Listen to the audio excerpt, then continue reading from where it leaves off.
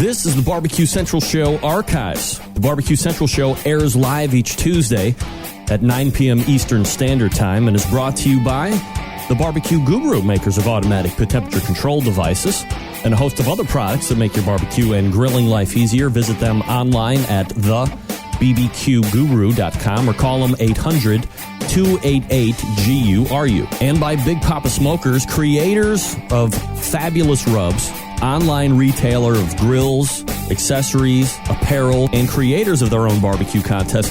Visit them online at bigpoppasmokers.com. And by Butcher Barbecue, creators of injections and rubs, sweeping the nation, doing well in competitions and in the backyard.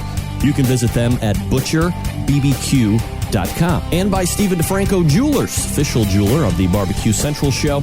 Call 440-943-2700 and use key term Barbecue Brother when you talk to Steve, or visit them online at StephenDiFranco.com. And by Green Mountain Grills, one of the best pellet grills you can get on the market today, varying sizes, not only for your capacity of cooking, but for your budget as well. Visit greenmountaingrills.com for more information. And by El Diablo Mustard, looking for a little bit of heat and flavor in regular old yellow mustard, El Diablo has you covered. 6 different flavors to choose from currently, and you can find them at eldiablomustard.com. And by CookinPellets.com. Have a pellet-driven cooker? Why not try out some of the best pellets on the market and will not void any of your warranties, by the way? CookinPellets.com is the website. And by Cookshack, a premier manufacturer of electric and pellet-driven cookers, giving barbecue classes located in Ponca City, Oklahoma. Always running some kind of a special deal. Check them out at Cookshack.com. You use wood. Are you sure it's safe? Whatever. We put the lighter fluid on, strike the match, and... Oh! Should we call the fire department? That might be a good idea.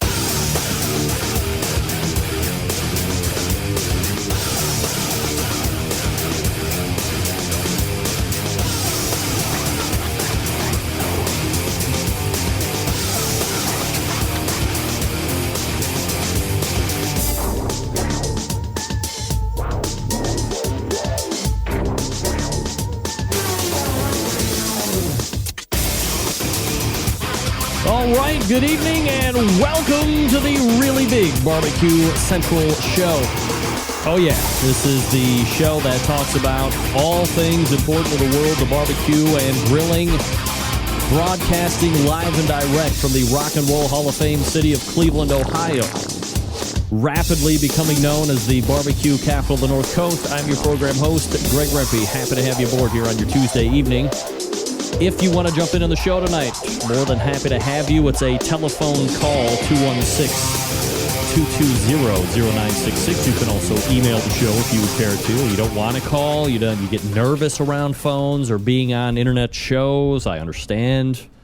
Not as potentially nerve-wracking as a nationally syndicated radio show. But really, if you look at it from the whole, this bitch is global. You could be making an ass out of yourself from people in Taiwan, the Middle East, and Canada to boot. So, if you want to email Greg at thebbqcentralshow.com. Be warned, though, there is a very good chance that if you email and it's relatively good, it will be read on the air as well. So, if you don't want to be heard through the voice, you want to be heard through the written word. I'm a party to that. I'll bring it to the table. Everything else you want to find out about the show can be found at the website, thebbqcentralshow.com. Here's what's happening on the show tonight. Coming up in about 12 minutes from now, you know him as the Presidente and CEO of MMA Creative, creator of the World Food Championships. Mike McCloud will be joining us here on the show. Love talking with Mike. We'll be obviously hitting in large portion the World Food Championships television show that is appearing on your cable network's FYI network. Go ahead and, find that. And then every Thursday at 10 p.m. Eastern Standard Time, you can find the World Food Championships. So we'll get intimately familiar with exactly how the project went itself, things that might have been left on the cutting room. I'm always more interested in, what was left behind or how the raw production went versus what you're seeing on the show. I mean, I always want to know how what we're seeing is in relation to how the live event was going down. But hey, looking forward to that conversation. Mike McCloud in about 11 minutes from now. And then, it's good to have friends in super high places, kind of TV related, just because it's the guest, but we're really not going to be talking about television. She is a premier pitmaster, both in the Americas and the Canadas. Danielle Domovsky, BBQ. I have been getting recently, and I have no quantification, not a word, of why I have been getting the amount of email directed to me on this topic, but it's a branding. Branding was a real hot button word a year, 18 months ago, kind of fallen off. But everything was all about, it's the brand, the branding, got to have the branding, brand. So really, when I look at it within the industry, there's certainly a number of great brands. We talked to a great brander and captain of industry in Sterling Ball from Big Poppa Smokers last week. Somebody else who probably isn't on that scale as far as like business production, rubs and stuff, but has really been a grassroots brander from starting it out, kind of learning it on her own and taking it to where it is today. So going to get a lot of great insight on such things as YouTube channels and using social media properly and to your advantage.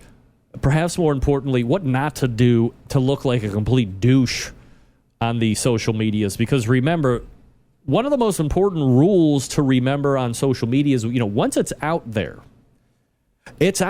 like forever. Much like this show, it is out here forever. When the show is done, I send it up to the World Wide Webs, and it will live there forever. So people 30 years, if the internet's around 30 years from now, but 30 years from now, they're going to be able to check out this show and see what it looked like when I turned a spry 40 years old. Wonder how I could possibly be getting younger as I'm getting older, stuff like that. Listen to some of the key advice that a lot of my guests are giving, and we'll get some in regards to branding from Danielle Domovsky. Then we will roll to the second hour. First-time guest, the Colorado Rockies Invitational Barbecue champion, Charles Lankford, will be on to talk about that event with me. That's coming up this, I believe, Friday and Saturday, the 25th and the 26th. Is that right? Yeah, 25th and 26th. That's going to be held at Coors Field. That's where the Rockies play. Not my Cubs, but the Rockies. So we'll check out that invitational, how they got started, why a Major League Baseball team, a real Major League Baseball team, not a AAA or a AA or single A. I'm not saying that's not professional baseball, but Major League. You start baseball, you want to get to the majors. That's where the Rockies are, top of the line there, out there.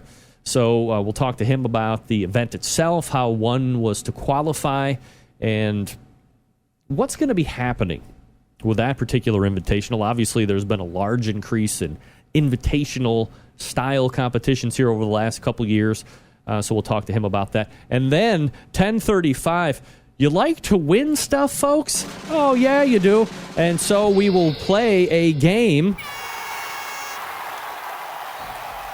to win a Sweet Smoke Q-Juice pack. I'm not sure exactly what game we're going to be playing, but you will have the opportunity to win a bottle of pork juice and a bottle of the new, not released yet, beef juice.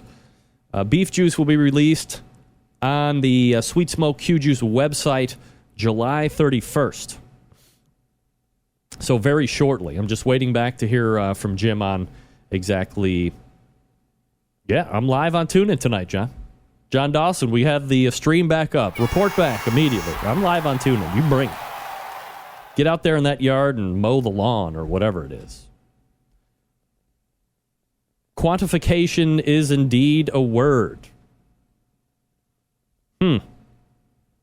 Why was I thinking it wasn't a word? I don't know. Ever since John started calling me out, he's the correct word police. I'm very afraid of saying the wrong word.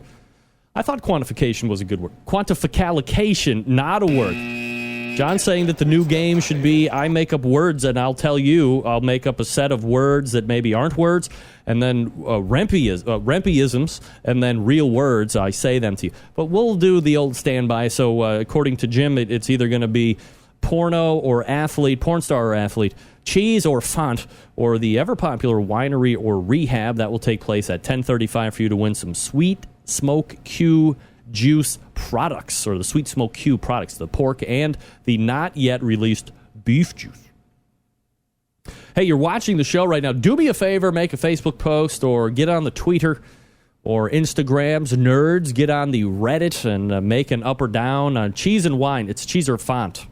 Jim, it can't be. You can't make up a game on my show. It's cheese or font. Is that the one you want? Jim, cheese or font? Right.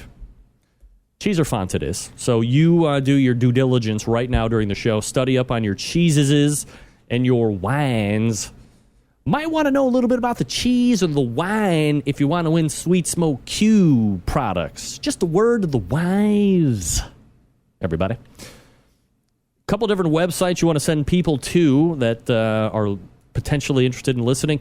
Obviously, the main website, thebbqcentralshow.com, has the audio stuff. OutdoorCookingChannel.com, the video syndication partner. Roku has Outdoor Cooking Channel as well. Go to the App Store, download the Outdoor Cooking Channel app, and boom, you are able to watch it right there. Hey, quickly, top 5 in KCBS overall right now as it sits July 22nd. A new Team of the Year, Iowa Smoky D's. Darren Worth bringing it halfway through the year now. Warren County Pork Chopper is now in second place. The American Dream Barbecue team is in third. Hog Tide Barbecue in fourth. Cookin, Stewin, and Brewin in fifth place. Those are your KCBS top 5. And I think we're in it. I mean, now we are in the teeth of the KCBS competition season. The teams that are going to be making the run for Team of the Year have probably made that mental decision to get out the next 20 weekends in a row. 25 weekends. Yeah. We'll see how it ends up. Don't forget, all next month in the second hour, guess what's on? Barbecue Roundtable. Boom. Tune in next month. Let me talk to you quickly about Cookshack. That's right. We have some exciting news. Danielle Domofsky, better known as BBQ, who will be on at 9:35. Her crew filmed an episode of her barbecue crawl last September at Cookshack headquarters in Ponca City, Oklahoma. The episode will be broadcasting tomorrow night on the Travel Channel at 9 p.m. Central Time. That's 10 p.m. Eastern. She also filmed at the Head Country Sauce Plant and competed in the Cherokee Strip barbecue competition when she was in town. When she was at Cookshack, she learned the process for making a smoker, talked with Fast Eddie and CEO and President Stuart Powell, and a few other surprises. BBQ and Cookshack will be tweeting live during the broadcast. Join us using hashtag BBQ Crawl. BBQ competes on the circuit using the FEC 100 and PG 1000 units. You know, any Cookshack customer who uses a Cookshack smoker or pellet grill in a cooking competition and wins gets a free 20-pound bag of pellets or a large decal. They want to reward you for your success.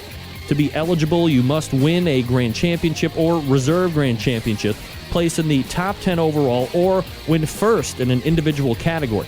Complete the information on the Winner's Circle tab on the Cookshack website. And Cookshack will send you your choice of the colorful Fast Eddies by Cookshack decal or 20 pounds of pellets at no charge to show how much they appreciate you. They're willing to do this. Send a photo of the win. They'll throw it in the Cookshack or Fast Eddie's t-shirt or a ball cap or something other like that. The offer applies only to shipping addresses within the continental USA. Sorry, everybody else. Submitting photos to Cookshack is your consent for Cookshack to use the photos for promotional purposes. Please email photos to r_bookout, BOOKOUT, r_bookout at cookshack.com. If you have any questions about any Cookshack products, just give them a call at 800-423-0698. That's 800-423-0698. And don't forget to tune in to Barbecue Crawl on the Travel Channel at 9 p.m. Central. That's 10 p.m. Eastern tomorrow night.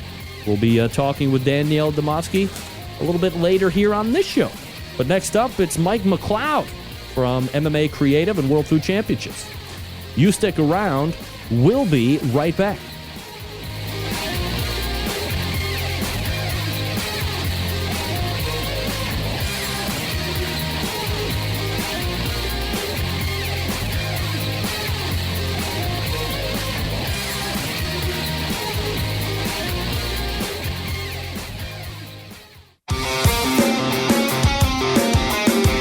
Broadcasting live from the BBQ Central Radio Network studios in Cleveland, Ohio.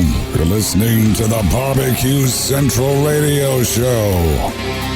Once again, here's your host, Greg Rempe.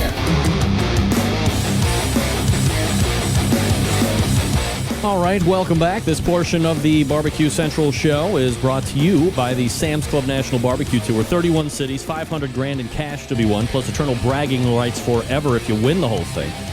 The next Sam's event will be July 26th. That's this coming Saturday in Des Moines, Iowa. This is a local qualifier feeding into the Roxford, Illinois Regional Final.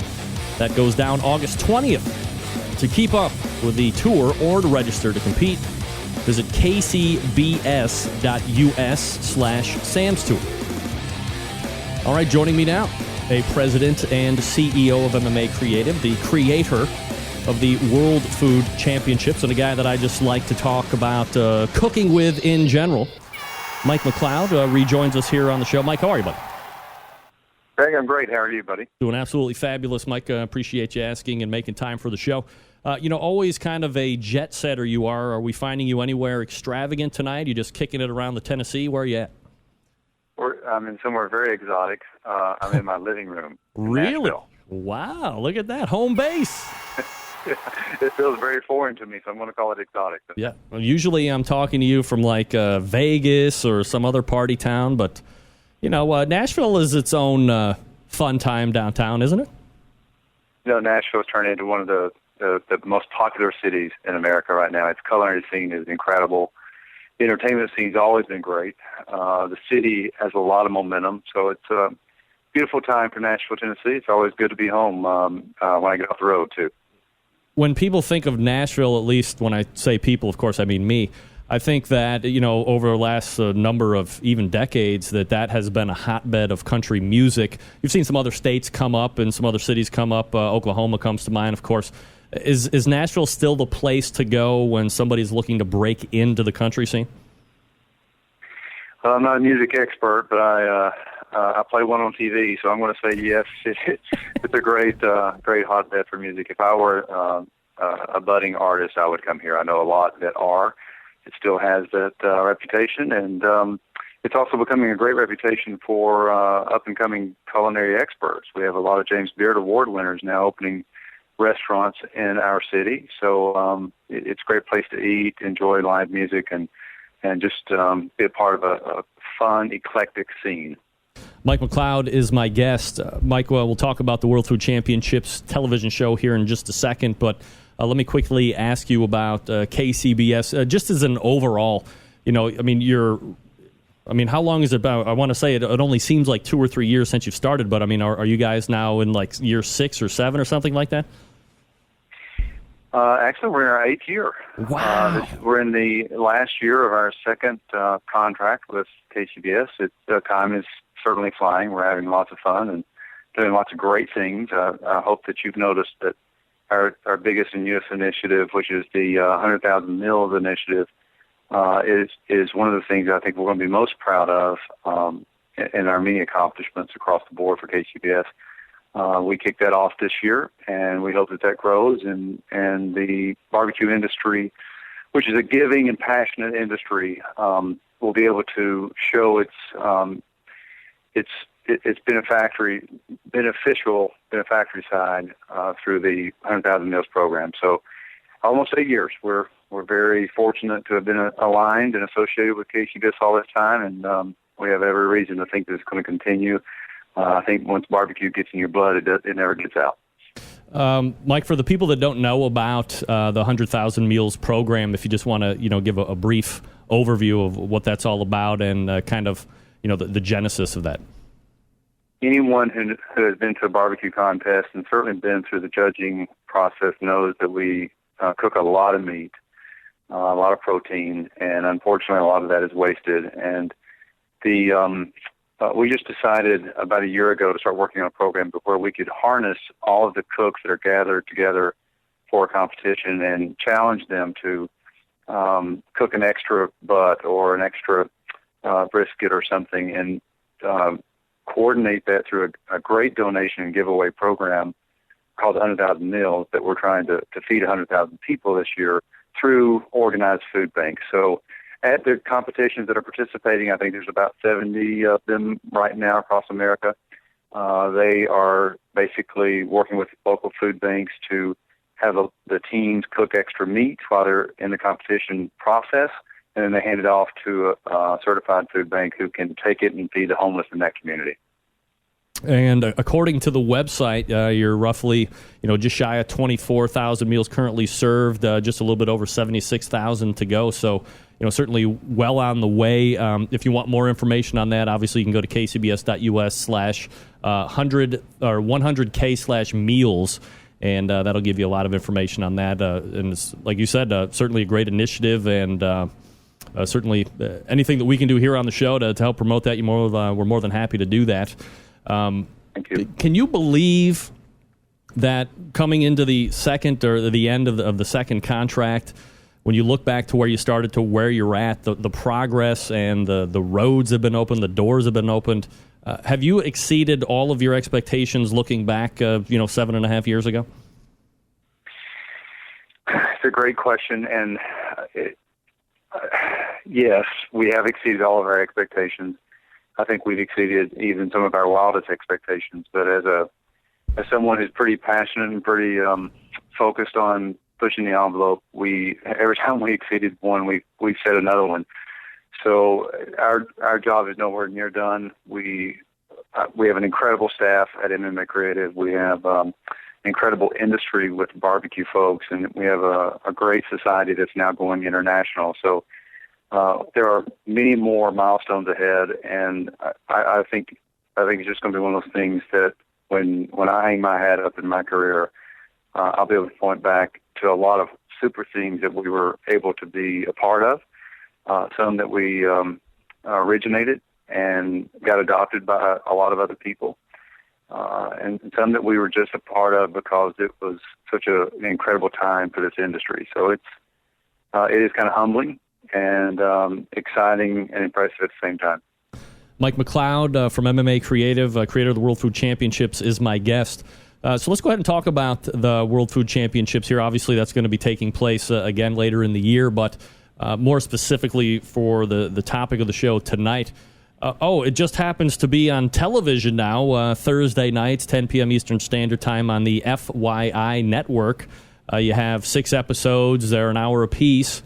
And this was shot at this past year's World Food Championships, which was, by all accounts, super compelling. Obviously, from a barbecue standpoint, the finalists were all barbecue guys in one form, or they were all barbecue guys in different categories, but still barbecue guys through and through, so that was unique to see. As far as the television show goes, were you approached? Did you say, hey, we have something here, this is going to be the second year, we think we've made a lot of good improvements off the first year into something that we could turn into a show? How does the whole let's do a show thing work out? We knew that it had TV potential from the word go, from the moment that we started working on the first element of the World Food Championships. We were very fortunate, and about 30 days after the very first event in 2012, that we got approached by a very reputable production firm out of Hollywood called 19 Entertainment and Core Media Group, which produced So You Think You Can Dance and American Idol. And they asked us to come to Hollywood. That was part of the early stages or mid stages of the jet setting lifestyle that you talk about. Yeah. And we did approach them and talk with them, and after about an hour and a half, 2 hours of conversation, they believed that this was the American Idol of food model. And we entered an agreement with them to work on that. So over a period of about 6 to 9 months, we were able to not only secure a great partner to do a TV program, but we were able to secure A&E as a network to fund the TV program. And today we're seeing the fruits of all that labor. It was filmed in 2013 in November. They shot 6 episodes over 4 or 5 days. And then they did home montages of a lot of the characters and cooks in the program that were compelling or successful in their quest to be the World Food Champion. And it's just kind of surreal at this moment to relive it through TV and the eyes of producers. I have seen every one of the episodes and had creative contributions to all the episodes, but still, it's kind of surreal to see it now and know that we worked on that for starting a year ago, and it's just now starting to become common knowledge in American households throughout the nation. When you are negotiating and talking about how the show, obviously you have a vision. I'm sure the network always has a vision of things that they want. Was there any big clashes of Mike McCloud wants it this way and the folks at World Food Champion want it this way and the folks at the network want it this way? Or did they give you a lot of, I don't want to say free reign, but did they give you a lot of creative input to really, not just take the idea or the name of World Food Championships, but make it into something else that they thought would be more TV friendly? I'm smiling. That's an interesting question. I'll have to say, first of all, they were fantastic to work with, the production crew and the network. And I don't think any of our clashes occurred with them, but we certainly fought some clashes together. Most of the clashes were around us and more like hurdles to trying to get something done, whether it was at the location in Vegas or stars who were holding up contracts that we wanted to have on TV, and I just finally pulled the ripcord and said, nope, I'm done fighting that battle. We're going to move forward. So there were plenty of clashes, but never with a production company that I was working with. There were a few times I basically said, we can't modify the program the way or the contest the way you're suggesting, because that would jeopardize the integrity of what we're trying to achieve, and they understood that. And whenever they had an idea that could not be implemented, we came up with a synergistic idea to still accomplish what TV wanted from a drama thing or an interesting, and what we needed from an integrity thing. So it was a really good partnership and collaboration. In this type of a food competition, I mean, obviously we could sit here and make arguments against why taking a film crew out to even the Sam's Club in Des Moines, Iowa this weekend, why it I can't believe I'm going to say this because the barbecue people want to stab me in the throat, but it probably would make for the most ultimate compelling television to tape a barbecue competition. There'd be a lot of sitting around, and I mean, certainly you could package it in a way that would be compelling in a half an hour show, but if you're looking at it on the whole, it's probably not super attractive to television people that make television shows. However, in a World Food Championship, given all the build-up and all the different facets that go along with this, didn't it create enough drama on its own to where you wouldn't have to look at or work at an angle to play it up a little bit? You've hit an interesting nail on the head. Cooking, by and large, is not a great spectator sport. I'm not sure, other than perhaps a barbecue guy who's trying to learn Donnie Bray's secret or Mike Davis's secret or Myron Mixon. I'm not sure that I know many people that would watch a brisket for 12 hours or 10 hours on TV. So by and large, it's not a spectator sport. The beautiful thing about it, though, is that we have incredible characters and personalities in this industry. So when you do see delicious food from start to finish, and you do the TV cutting through all of the boring parts of it, and you get to those moments of flash and brilliance when you see the vision from a passionate cook come to life, and you see some of the sweat and tears and blood that they shed in the process, and sometimes they say a word that they shouldn't say, or they throw something at someone and they shouldn't do that. That's the personality and the character that helps make it very compelling TV. So between the people and the proteins, I'm probably going to brand something here on national TV radio, but people and protein make great programming. How's that? Does that work for you? I love people and protein. They're my favorite two things. In regards to how it actually went down, I'm using air quotes, but you can't see it, versus how people are consuming it now, Thursdays at 10 p.m. Eastern on the FYI network. Pretty much true to form. I mean, obviously, as we've both mentioned, there's things you got to take out, but I mean, pretty much true to form how it went down? Very, very true to form. And unfortunately, there's just so much that happened that couldn't be captured. I mean, it turns out that an hour episode is 45, 46, 47 minutes because they've got to sell advertising to pay for all of their programming expense. But unfortunately, so much film ends up on the floor in the old vernacular that it's kind of sad for someone like me and people on my staff and people who live the drama to see some of the moments just not make it to TV. There's so many great cooks that just didn't make it for some reason. It wasn't their day. You know, their proteins didn't come out as good as they wanted. They didn't get judged the way they wanted, or they missed an important element. So, unfortunately, the sad thing is it can't be a 10-hour show, and you can't see all the wonderful things that happen. So, what that means is people have to come out to Las Vegas, November 12th to the 18th this year, and see it for real, and live it, and feel it again as we go at it in the third World Championship.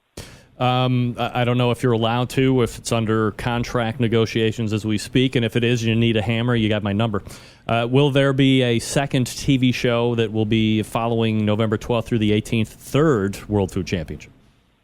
I believe that there will. We're in discussions and negotiations on it right now, and like anything, TV executives are looking at ratings, so we encourage everyone to watch every Thursday night, but of course it's also being aired.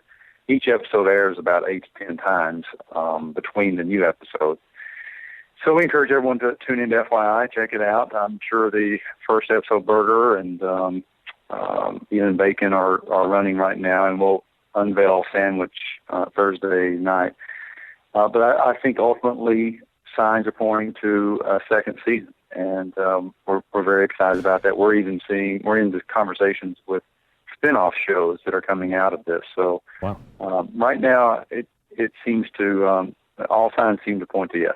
Does the network or somebody within the organization give you any feedback saying it's meeting our benchmarks, it's surpassing our benchmarks, it's falling short? Do you get any of that type of feedback, or are you just kind of biting nails and hoping that it does?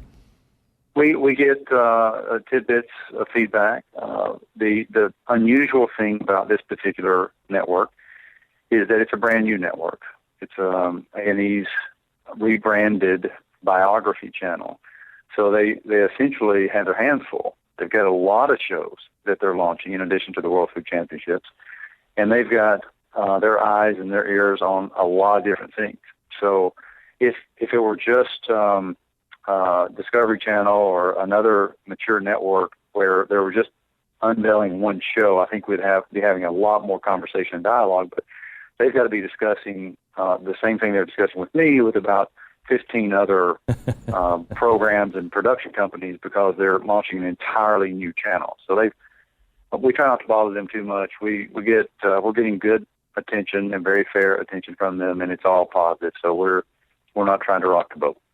Mike McCloud is the president and CEO of MMA Creative, creator of the World Food Championships, and then you can watch this second World Food Championships that took place last year.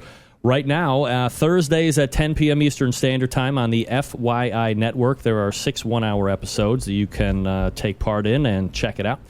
And as Mike said, you can show up on your damn own November 12th through the 18th in Las Vegas, party, see how it all goes down this year. Mike, always appreciate the time, man. Thanks for coming on. Absolutely. Thank you, Greg. You got it. There he is, Mike McCloud. Professional. Great talker. Succinct, to the point, sharing information, all things that make a guest very good to show up on this show. and knows when to get out in the proper amount of time so that my transitions are not rushed and I can ease through the next read. So, again, worldfoodchampionships.com is the website for that particular event if you want to check it out. Also, MMAcreative.com is his professional website. I mean, you have, here's another, last weekend it was Sterling Ball. This week it's Mike McCloud, a captain of industry in his own right, highly successful with the PR and the media outfit with MMA Creative. World Food Championships is soaring, probably even better than he anticipated. Obviously, he thought it was going to be big. He was in good position with some of the partners that he had probably made through some of the barbecue stuff. We got some ideas, and boom, look where he is now. TV shows, probably a second run of TV shows that will be capturing the World Food Championships this year. Forget it. Thanks to Mike. All right, gang, if you are like me, you're always trying to think of ways to step up that barbecue and grilling game. No better, no easier way than by adding a little Butcher Barbecue to your arsenal. Look, saving time is here. Butcher Barbecue is offering a discount on all orders placed with them during the checkout process. Use code JULY. You'll receive $5 off your already low shipping cost. That will expire at the end of this month. So order now. Enjoy your summertime cooking at butcherbbq.com. Again, promo code JULY. Receive $5 off your already low shipping cost. We all know that Butcher's Barbecue has the injections that you want. The pork, the beef, the prime, the bird booster. If you need the rubs, if you need the sauces, they have them as well. For instance, steak and the brisket rub. They have honey rub. They have premium rub. Consider premium rub, especially if you inject with Butcher's. Formulated to work with that injection. Perfect 1-2 punch to impress judges and friends alike. And, of course, you know damn well they got the Butcher's Barbecue sweet barbecue sauce. I love it. It's always on hand. If I don't have time to make my own, I just bust open a bottle of Butcher's. The girls like it. I like it. Family and friends like it. Winner. Buy 6. They're going to go fast. No worries on breaking the bank when it comes to shipping either. Items totaling up to $55 ship at $8.50. Between $55 and $200 ship at $9.75. Anything over $200 ships for free. Don't forget. You, my friend, can save $5 on your shipping if you use promo code JULY. Only good through the month of July, by the way. ButcherBBQ.com. That's ButcherBBQ.com. All right, we are back with Danielle Domofsky, Diva Q, coming up out of the break. Stick around. We'll be right back.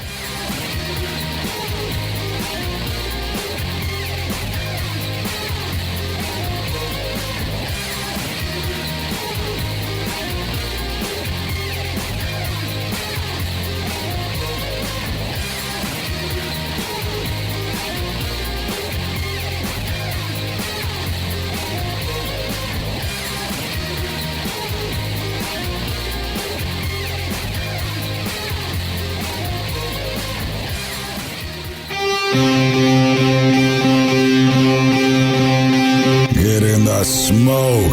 Call 877-448-0433 to get on the air. Now, here's your host, Greg Rempe. All right, welcome back. Thanks again to Mike McCloud, MMA Creative, World Food Championships. If you missed that, you're going to have to go get it on the podcast. So we're not going to redo it, lames.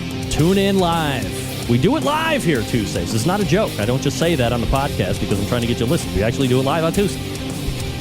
All right, my next guest, a championship pitmaster, a TV star, a YouTube sensation. I could just go on and on, but I won't. Friend, by the way. Danielle Domofsky joining me here on the show. Danielle, how are you? I'm good. How are you? Doing absolutely fabulous, Danielle. Appreciate you asking. Look, whenever I have you on the show, it looks like perhaps you've just escaped from captivity with what you have going on behind you. I'm always very worried. You're all right, right? I'm okay. I'm in my office, and so it's nothing all that attractive, that's for sure. And it's it's been a long day. I've got 3 kids. Life, it's just life. Oof, I know, 3 kids, long days. I'm with you.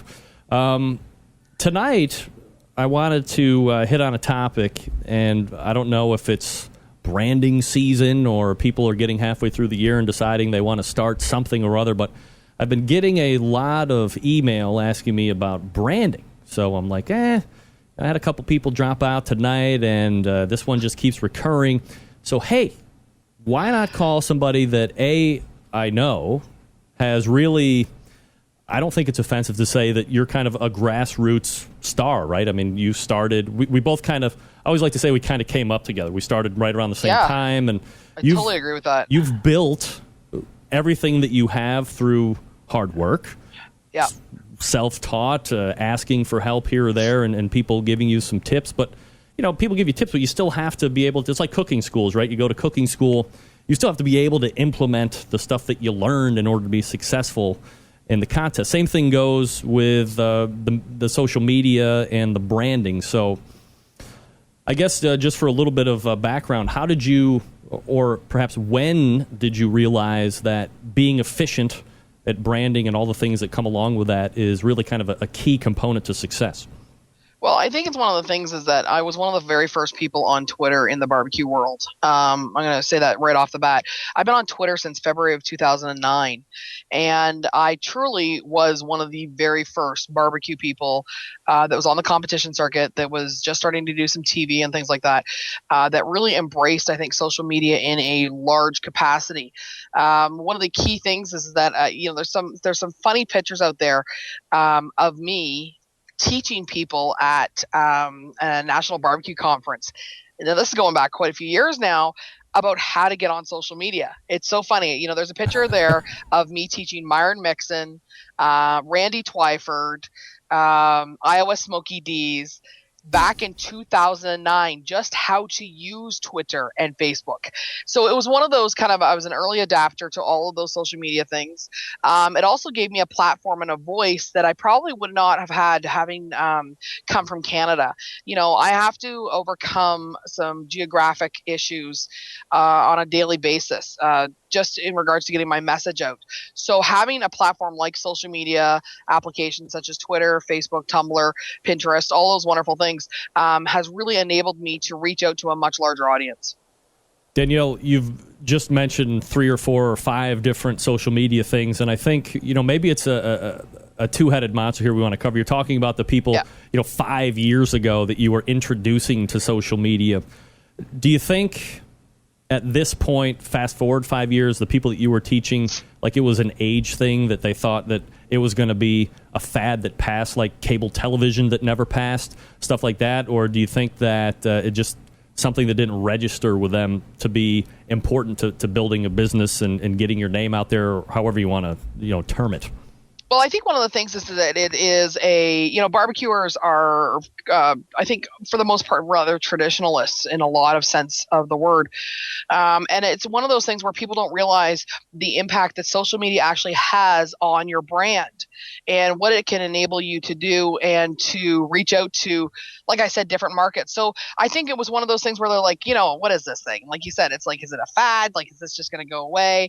However, for me, it was more of, let me show you how I can help you get to a much larger audience for next to no cost, because at the end of the day, none of us had and I still don't much to this day have like huge advertising budgets. We don't have the platform, say like a NASCAR car driver with a couple $1 million in sponsorships every year. How can I reach my audience? How can I communicate my message to the audience? And a perfect example, Randy Twyford is probably one of the all-time very best people on social media at this point. He has got such a great platform on his Facebook, on his Twitter, on his regular newsletters, on his social media, profile, that it's really nice to see. In fact, I remember helping him going, okay, well, this is how you do your first tweet. Danielle Domofsky from DBQ joining me here on the show. DBQ.ca is her website, by the way, if you want to check it out while we're talking. YouTube has been around, it seems, forever now. And originally when YouTube came out, it was the place to go to watch all the shows that were just being pirated and uploaded, and it was like disregard all over the place. It was crazy. And it's since been dialed back quite a bit. However, in the last, let's say, 3 or 4 years, it has really become an avenue for people. It's almost like the video of Twitter, right? You can put up videos. You can show yourself in situations. I mean, people are making, for real, large amounts of money doing YouTube videos because YouTube has seen the amount of people that are driving to these people's channels. They're watching their videos by the millions. And these people are making money off of advertising that Google's selling, or however those things work. So obviously there is some type of value that YouTube is bringing to any audience, whether you're watching somebody that shoots guns or my girls watch Jenna Rubles, whoever the hell that is, and she's got more money than me, and I hate her guts.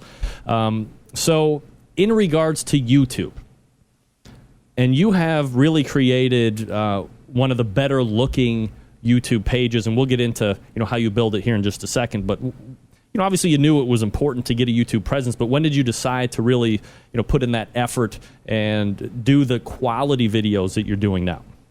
Well, one of the things is that, first of all, I had been on YouTube for a very, very long time prior to this, and I wasn't utilizing my channel to the best effectiveness.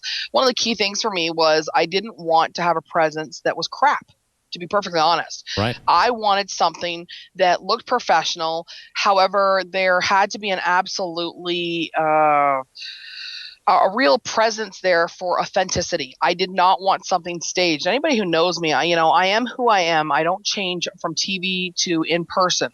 I am the same person everywhere I go because I don't like misconstruing myself to an audience.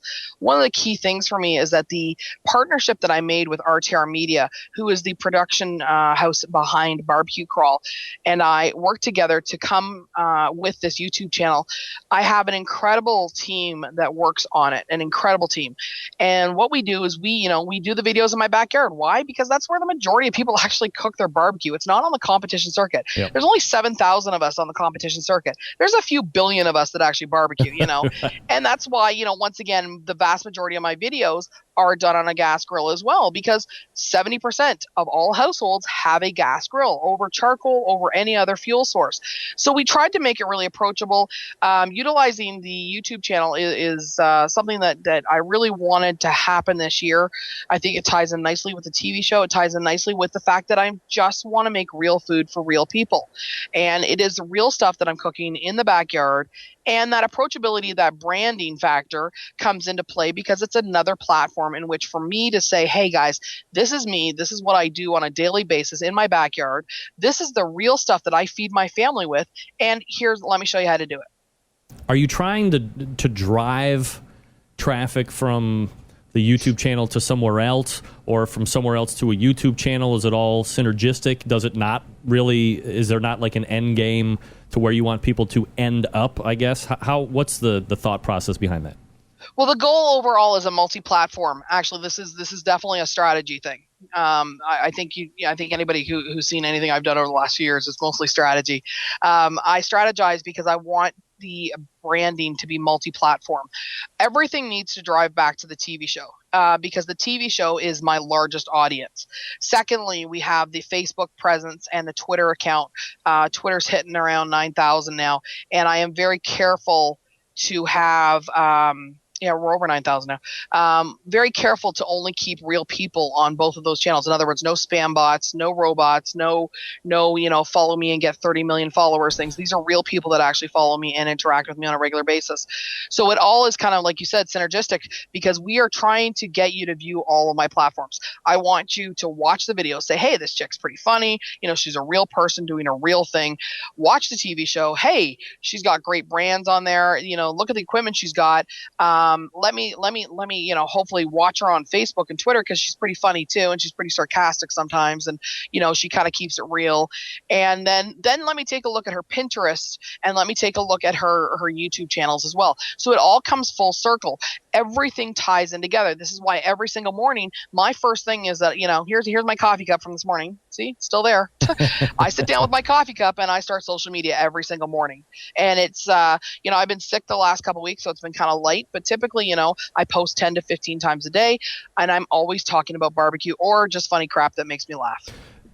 Is it important in your mind, or in your opinion, that you are the one doing your social media versus other people doing your social media for you as you? It's very important to me. Actually, thank you for bringing that up. Yep. Many TV people that you see their Twitter feeds from or their Facebook or whatever, they hire firms to do that. They hire companies. They hire promotional, or their PR agency does it for them. I always said that if it's going to be my name attached to it, it has to be my own voice. So when you see the tweets every Wednesday night at 10 o'clock Eastern Standard Time, which is when the first episode of Barbecue Crawl and Travel Channel lands, it is actually me tweeting. It is nobody else speaking from me other than me. Because honestly, if somebody's going to screw something up, I want it to be me. If I say something stupid, hold me accountable. Don't hold anybody else accountable. If you want to debate something, I'll debate it with you. Funny thing, I have haters. I have people that love the show, and I address all of them because at the end of the day, I'm a real person just pursuing a barbecue dream. In simplest form, if you are continuing to get bigger and you're being seen on television, I mean, obviously the audience is going to grow, right? So your ability to communicate with everybody, time allotted, you have a real life, all this other stuff. The social media really seems like a very quick and easy way for you to easily access back and kind of reach back into the audience and say, hey, yeah, I'm real. Here's my thought. Thanks for asking that question, blah, blah, blah. And certainly it takes time out of the day, but, I mean, it's really an easy way to kind of build value for yourself, I guess. Well, it's also one of those things that's a genuine interest in people and what they're barbecuing for me at the end of the day as well. I love the fact that, wherever and wherever I can, I answer questions. I answered hundreds of questions every single week about barbecue and grilling. And most of it's like home stuff. Like, for example, tonight I posted a picture on Instagram that, hey, I'm trimming my brisket for this week's barbecue contest because I'm heading to Grand Rapids, Michigan this weekend. And so I had a couple people inbox me, hey, I need some help trimming. How do you do it? And I'll tell them to a certain point. At some point, I'm going to say, just take my class. That'd be great.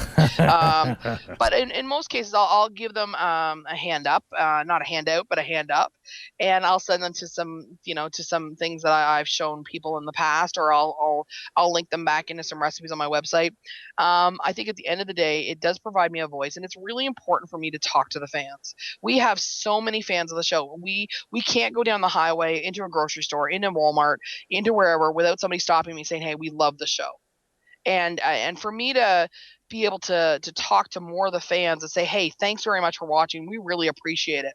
Hey, we really think that it's really important to reach out to these fans and be genuine about it, not some bullshit answers. Just be really genuine to these people. Because at the end of the day, these are the people that are paying my paycheck. And I come from a very customer-centric background. I was an HR operations manager for a massive retail store, had a $24 million budget that I administered in regards to customer service and customer addressing things. So I think of every single one of my fans as my customers. And if my customers aren't happy, then I need to know why. When the TV stuff was coming around, this is going to diverge, but I just got to ask this question. That's okay. Ask away. You get the TV stuff, everybody that's in this to some degree, I always think, well, I would love to be nationally syndicated on the radio across the country, blah, blah, blah. You wanted to get on the television, now you're on the television. Yeah.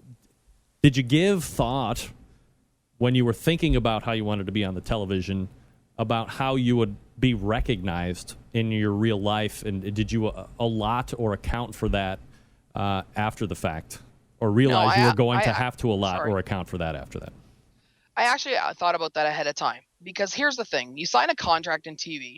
And, of course, I had already done Pitmasters, 4 or 5 times by this point. I'd already done a couple other things, like, been on the Today Show in New York and done lots and lots and lots of morning, news stuff and whatnot. At the end of the day, you sign a contract with whatever production house you're with, making that deal. So you're selling a part of yourself. And if you're not willing to do that, then you need to take a new look at it, because people are going to stop you. People are going to recognize you. That also gives people the opportunity to hate you. Yeah. So you have to have a bit of a spine and say, you know what? Okay, I'll give you a perfect example. This guy, called me on Twitter and said, why is this fat chick talking to me about barbecue? Why do I need to watch her shoving some more barbecue down her pie hole? She needs to be roasted. It is what it is, though. You take it. And so, my response to him is like, thanks for watching the show. I really Right. appreciate it. Let me assure you, if you roast me, honey, I'm going to taste some, like, how did I put it? You're going to taste some damn fine barbecue. And so, you have to be prepared to deal with that crap that comes with it. One of the things is I kept my kids off of the show. One of the things is that I don't want to make that decision for them. If they want to be on TV, then they need to make that decision for themselves. There's two of my kids that would love to be on TV and one that does not want to. So I've been respectful of that. And that comes with the territory as well, because it's not just me we have to think about. Yep. It is my family. It is my friends. It is the people that are on the competition circuit. If we don't, we don't take care of our friends and family, then, that's kind of important to me. So. Covering all the bases. Wow. Holy crap. Absolutely, you have to, because, you can't go into this blind. Anybody that goes into this blind and says, well, I didn't think that anybody recognized me. Well, you were on TV. What did you expect? Don't complain that somebody's stopping you in the parking lot of Walmart at 11 o'clock at night asking you for a rib recipe. Honey, that's what you signed up for. Get over it. Well, people seem to become potentially, this is going to be almost redundant, potentially pretentious after a certain amount of time where they are now owed whatever they had previous to the television show. Like, all of a sudden, that's like something that they want back. But that's like BS, right? You make the deal. You sign up for it. Get over yourself and deal with it. You made that deal. That is your job. Part of your job is public relations and dealing with the public in any capacity. I have been stopped in every butcher shop. I'm going down the highway. Like last weekend, I'm in the backwoods of Pennsylvania at a gas station, filling up with gas, buying a couple of snacks. I think one of the bags was pork rinds, probably was. And, this guy's like this one-tooth wonder comes out and says, y'all need some pork recipes because I can help you. And, that's awesome. Here I am in the middle of Pennsylvania. The guy scared the crap out of my daughter. I'm still kind of thrilled that this guy's watching the show. I signed up for it. I can't complain for it.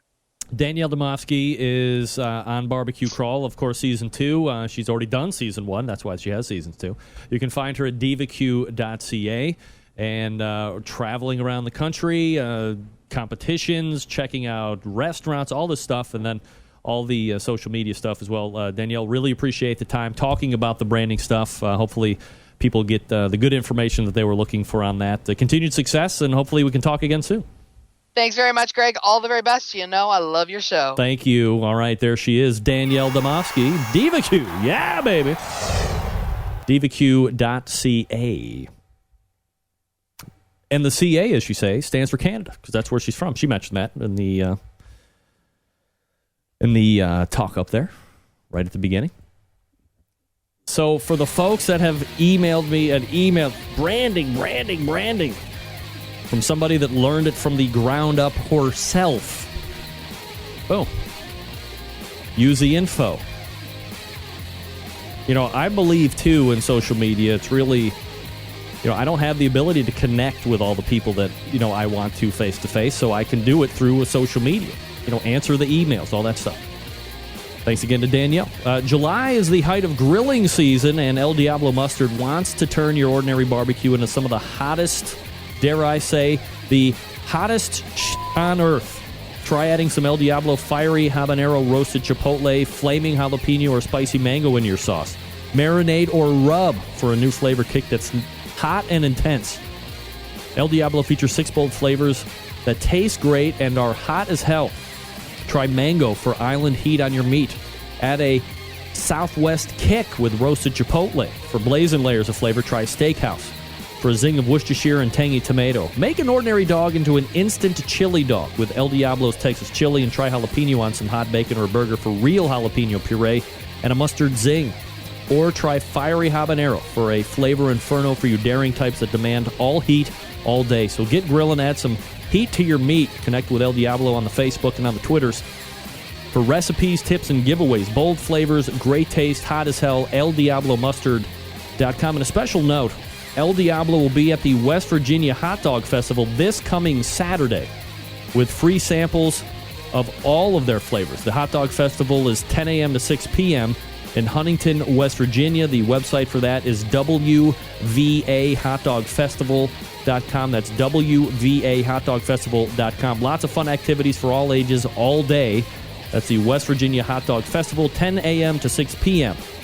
In Huntington, West Virginia, LDiabloMustard.com. We're back to wrap up the first hour right after this. Stick around. We'll be right back.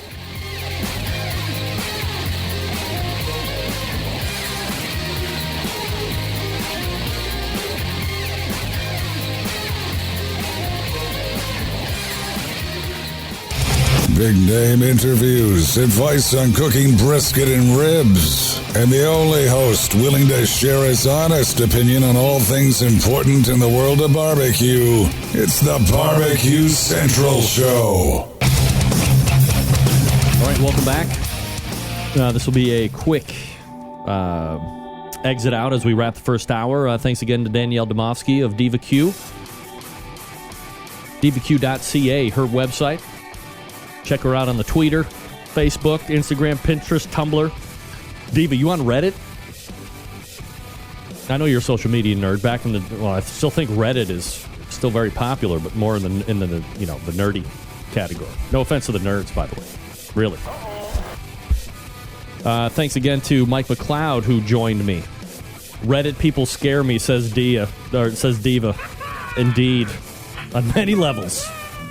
Up arrow, down arrow. Middle finger. Suck it. All right. You will be standing by as we get ready to launch the second hour. We'll be right back. You are listening and watching the Barbecue Central Show right here on the Barbecue Central Networks.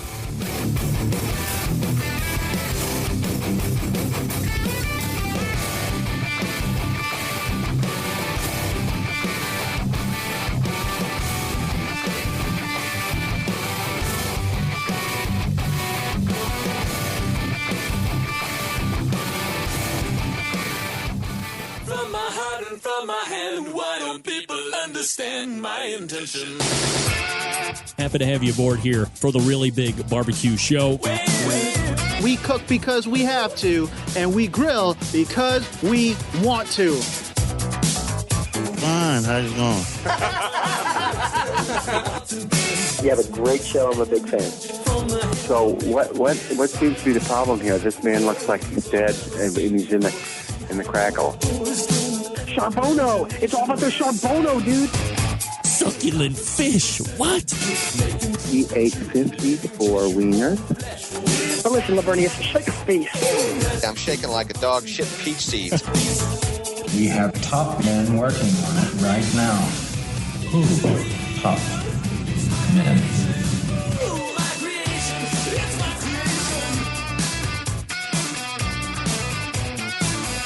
All right, just like that, we are into the second hour.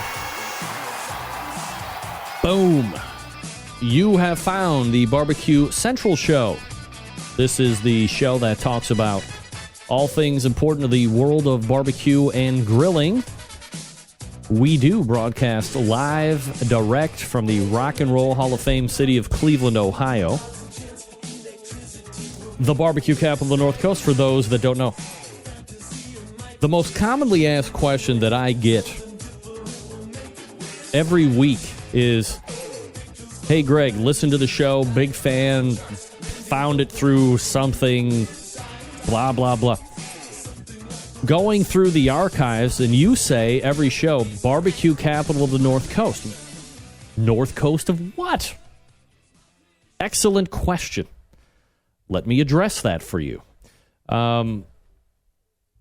In Cleveland, in Ohio, there is, so if you can, go to the map, you find Ohio, and all the way up towards Great Lake Erie, more on the eastern side, is Cleveland, the city of, right on the lake.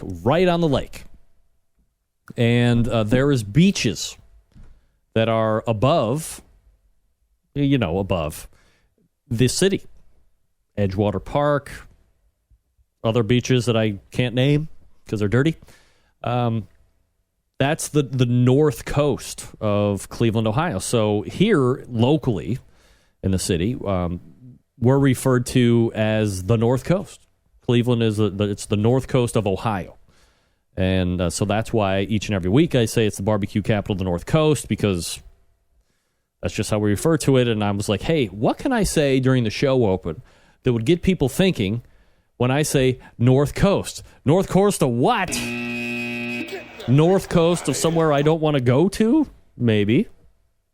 The Rock and Roll Hall of Fame sits right on the edge of the North Coast.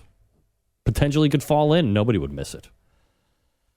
All right, this is what I want to know. Where do you live? What's the most famous thing that is where you live in the city? Arguably, aside from all the sports stuff, the most famous thing in Cleveland, Ohio is the Rock and Roll Hall of Fame. Aside from the awesome hospitals that we have, worldwide acclaim, Cleveland Clinic, University Hospitals, you can't approach these. They are the tops in the country for what they do. Other than that, we have the Rock and Roll Hall of Fame. The question is this: what is in your city? The most popular thing in your city you have never done. Guess what? Never gone to it. Never been to the Rock and Roll Hall of Fame city. Never. I've never heard anybody come out of the Rock and Roll Hall of Fame city with anything other than a mediocre to below mediocre report. Why do I want to go there then? It's like people that smoke weed. Oh, you never tried weed? No. Just try it one time. You won't feel anything. What the hell do I want to do it for? If I know something's going to suck, or if an overwhelming majority of people say, I'd rather have my $20 back or $25 back, I don't know if I want to go do that. Enough people say it. I know I don't want to do it. I've never been in the Rock and Roll Hall of Fame in the Rock and Roll Hall of Fame city. But I have seen all sports teams play. Absolutely. I have been to the Cleveland Orchestra, one of the last true professional orchestras in the country that play in Severance Hall. Nice. All right, folks, the 2014 Sam's Club Series rolled into Woodbury, Minnesota this past weekend. This was a local event qualifier, seeing the top 6 teams move on to the Rockford, Illinois regional final.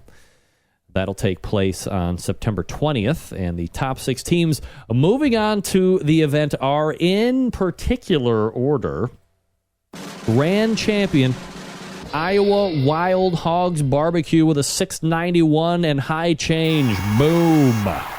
Boom. Congratulations to Iowa Wild Hogs Barbecue. Reserve Grand Champion Angry Jack Barbecue. Third place and former Sam's Club National winner Tippecanoe Barbecue, Joe Beelan in the crew. Fourth place overall, Totally Sauced. 674 and small change. Number 5, Qtopia. That's a cool name. And rounding out the top 6, moving on to Rockford, Illinois' regional final is Burnt Out Barbecue Company. Congratulations. Good job for you. As I said last hour, the next event is this Saturday in Des Moines, Iowa. And that will be on July 26th. I'm quickly racing back to the KCBS website real quick, because I want to look at this. Here we go. Such notable teams in the Des Moines, in the Des Moines local qualifier. A one-time Sam's Club overall champion, Lucky's Q. Boom. A current KCBS Team of the Year, True Bud Barbecue. How about Hog Tide Barbecue, currently 5th overall in the KCBS chase. Oh, look at this guy. Smoker's Purgatory. Yeah, baby. Just a few. So, I could go back through and see if I can't find some people that I would lay money on. All right, I got my balls busted on about it on the first portion of the show. So I will now give you the top 5 FBA in the Team of the Year points race. Well, looky here, Jim Elser, Sweet Smoke Q. 655. Look at this guy. Current FBA Team of the Year is in second place. That is Hot Wachula's Matt Barber. Boom. Number 3 is Big Papa's Country Kitchen. Number 4 is Swamp Boys, Rob Bagby. And number 5, Get Our Smoked. So typically the people that you think you would see at the top of the Florida Barbecue Association food chain is there. And with 2 contests left, you know, are we shaping up for another dramatic grab? Get that big stuff out of here. The better question is this the year Jim Elser doesn't crap the bed? What? I didn't say that. I was just kidding. Just kidding, Jim. He's a Buckeye.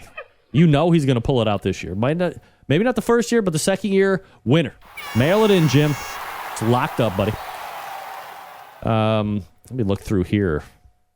Look at this guy. By the way, Jim Elser having a great year. He's first in chicken, third in ribs, first in pork, and second in brisket. So don't think he can cook his butt off? You're wrong, sir. He can. Get that big stuff out of here. That is your top 5 Florida Barbecue Association standings for Team of the Year. There you go. Still to come on the show tonight, still to come on the show tonight, Charles Lankford, talking about the Colorado Rockies Invitational Barbecue Championship. That'll be taking place this weekend. At 10:35, Sweet Smoke Q Juice giveaway, sweetsmokeq.com. Be sure to brush up on the cheese and font. Word to the wise. And on the show next week, we have at least no less than one guest. Chris Becker from CookinPellets.com will be joining us. Host of other people as well. My goodness. Getting some email in here. Let me check it out. Don Hopkins. Icon in the D, 8 Mile. What does that mean?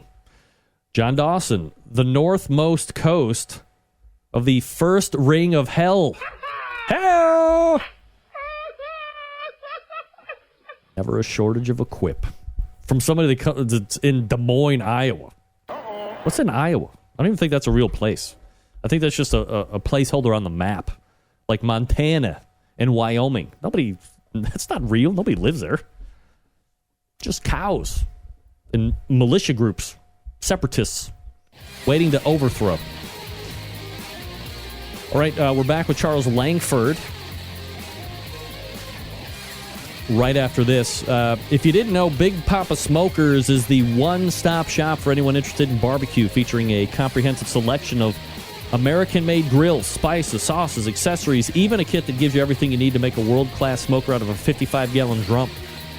Big Poppa Smokers has made a name for itself by making an award-winning line of championship rubs. Their rubs have won almost every major competition barbecue event, including the 2012 and 13 World Series of Barbecue in Kansas City, the 2012 Jack Daniels Invitational, the 2013 Kingsford Challenge, the 2014 Houston Livestock and Rodeo, and many more to come in the future. Big Poppa Smokers has also banded together the fellow California-based barbecue rub company Simply Marvelous Barbecue to form what has now become known as the West Coast Offense. Defying conventional wisdom, these two California-based barbecue rub makers have cornered the market on competitive barbecue and begun to redefine the flavor profile the competitive cooks from across the country have begun to aim for. They've even created 2 of their unique competitions, the King of the Smoker, which brings the best of the best in barbecue head-to-head in a back-to-basics competition. The King of the Smoker is unique in the contest. The contestants may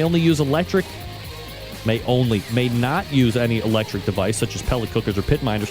Contestants are just allowed to use charcoal, wood, or their wits to win one of the most high-stakes barbecue competitions around. The other competition that BPS has started is known as the Guinea Pig, which is a cost-controlled competition that helps to bring in newcomers to the competitive barbecue world. It also features prize distribution all the way down to 10th place in each category, which helps provide incentive to get new competitors into the barbecue world. On top of that, Big Poppa Smokers has created a unique brand ambassador program The Big Poppa Smokers Elite Team, featuring 15 of the best competition teams in the country, working together to promote camaraderie, competition barbecue, and to benefit children's charities across the U.S. So keep in mind that Big Poppa Smokers has been able to do all of this with only 4 years of being in business, turning the competition barbecue world on its head, creating their own unique competitions, being a staple of the nationwide restaurant chain, and benefiting children's charities across the U.S. It's just the beginning for Big Poppa Smokers.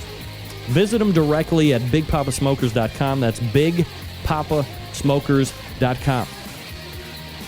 All right, we're back with Charles Lankford right after this. Stick around. We'll be right back.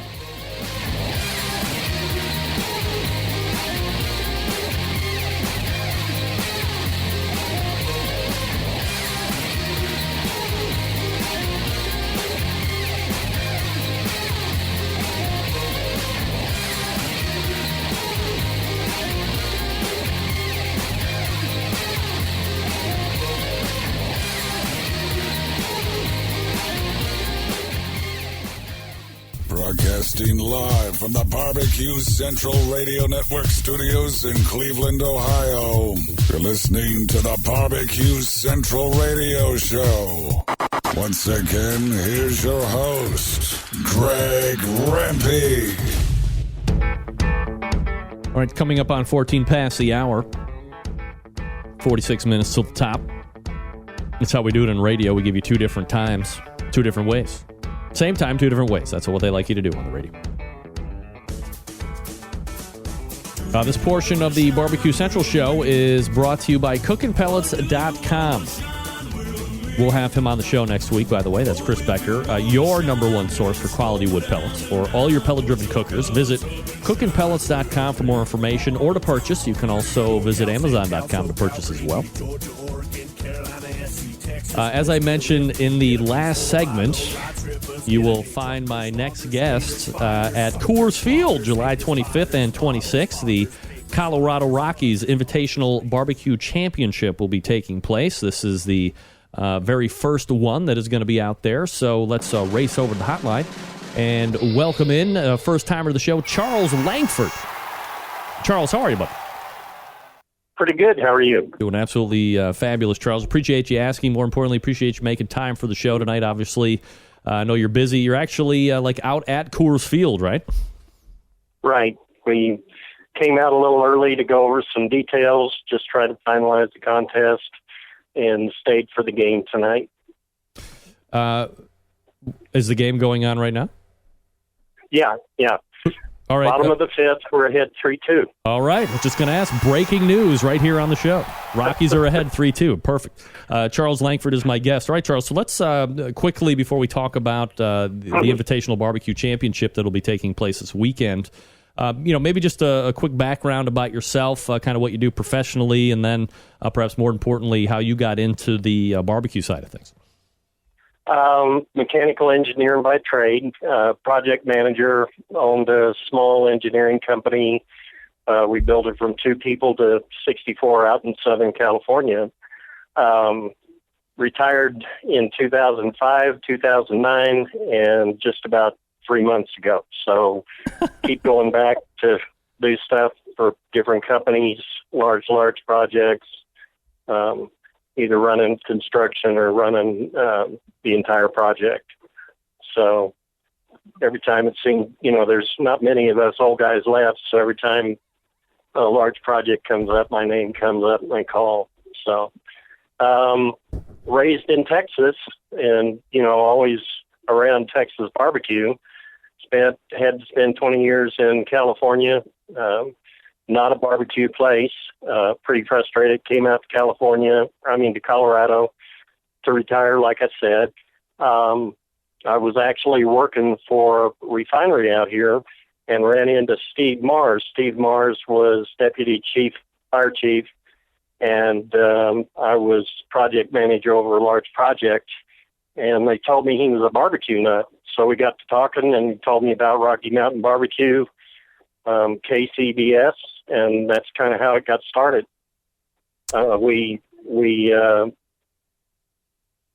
wife and I became judges, started judging. We're master judges as of last year.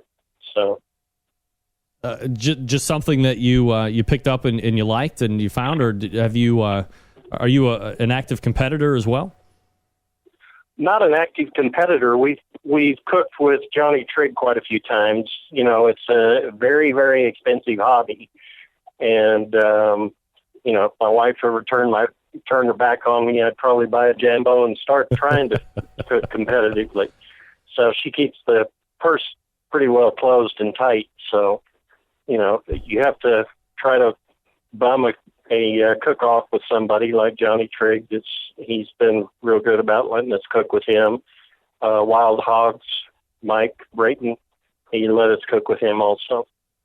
Charles, I've heard happy wife, happy life, right? That's correct. That's right. 44 years later, that's exactly what it is. There you go. All right, so let's talk a bit about the Colorado Rockies Invitational Barbecue Championship. Obviously you're a guy that gets his hands into big projects. This is certainly probably not something that you are typically doing in the project side, but a big undertaking nonetheless. How does the whole Colorado Rockies Invitational Barbecue Championship come to be? How long does it take to put in place? How are you qualifying? Give us the run-up on the whole deal. Sure. Dick Mumford last year was sending out emails every once in a while, how the team was doing, his view of how the team was progressing. And they had a lousy year, and towards the end of the year, after the Rockies were eliminated and not in the playoffs, he sent out an email saying, well, we did better than last year. And, being a frustrated fan, I answered back in a frustrated way, and never thinking that, he would answer or even see those type of emails. There was a little bit of a strained exchange back and forth. He told me that, don't believe everything you hear. Are you reading the newspapers? And I said, well, I'm not in Colorado right now. I'm at the Royal, judging the Royal and helping Johnny Trigg cook.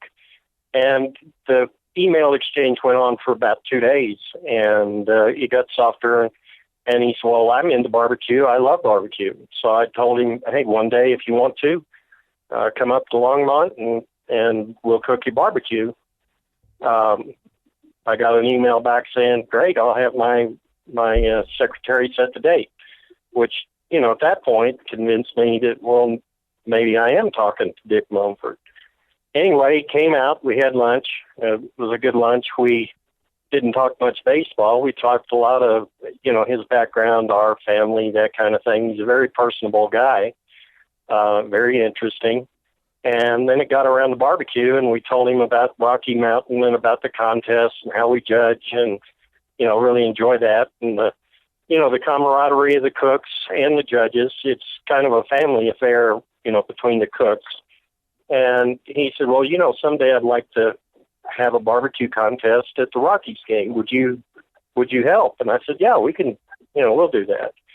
And I didn't think about anything about it. And then about 2 weeks later, he called me. He says, I want to do one for 2014. Why don't you put together, what it's going to take, what it's going to cost, what dates you think, now that you know our schedule for next year for 2014, why don't you put something together and show me? So I went down and met with him in early February and showed him the budget, which was too high. Always, right? But always. But the one thing that came across real clearly is he wanted to know what the top 5 barbecue contests were and what they paid. So I showed him. He said, well, I want to be one of the top 5. How do I do that? How do I draw the best? I said, if you pay, well, they'll show up. And I said, the issue is going to be it's an invitational, so if they're chasing points, they may not want to come. But I think that most of them, if you put a good purse on there, will. So he said, show me the purse I've got to have. So I sent him the purse, and he called me and said, I'm going to have my people call you, and let's go with it. And then it just kind of slowly gained momentum. Worked with Albert Valdez, the head of events and vending and all of that. And the guy's been really great to work with, and we slowly put it together. They've held us to 20 teams, a small area, kind of a test to make sure we can perform and do what we say, and we don't, leave the place a mess, and we draw a decent crowd. And, I talked to him a couple of days ago, and he said he still wants to see it grow. He wants to see it still be one of the top 5 in the nation. And he wants to be, one of the only Major League Baseball teams that are, associated with barbecue. So that's how it's kind of gone. And it's really been great to work with them. Charles, and we're talking with Charles Lankford, by the way, and we're talking about the Colorado Rockies Invitational Barbecue Championship that's going to be held this weekend, July 25th and 26th at Coors Field.